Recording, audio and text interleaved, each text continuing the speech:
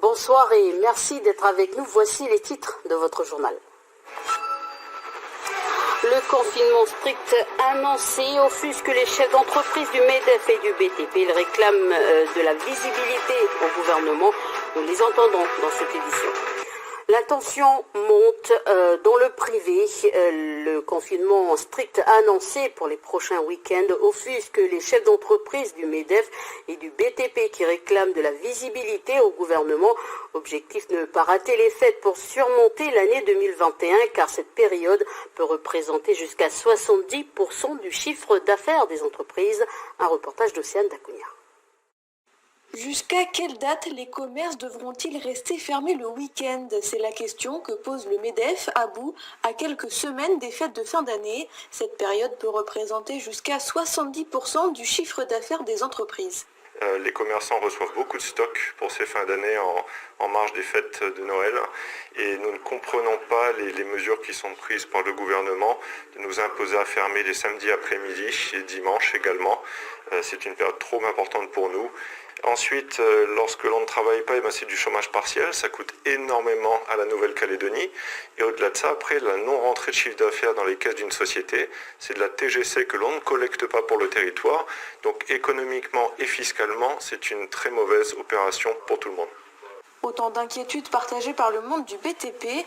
Alliance Urgence Construction s'inquiète de voir les bâtiments se terminer sans suffisamment de nouveaux projets en perspective. Non, c'est pas nouveau. Cette urgence, ça fait un moment qu'on le décrit, qu'on le crie sur tous les toits, que notre secteur est sinistré.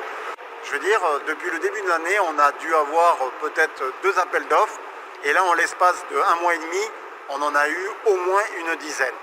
Donc oui, ça a bougé, mais ça ne suffira pas.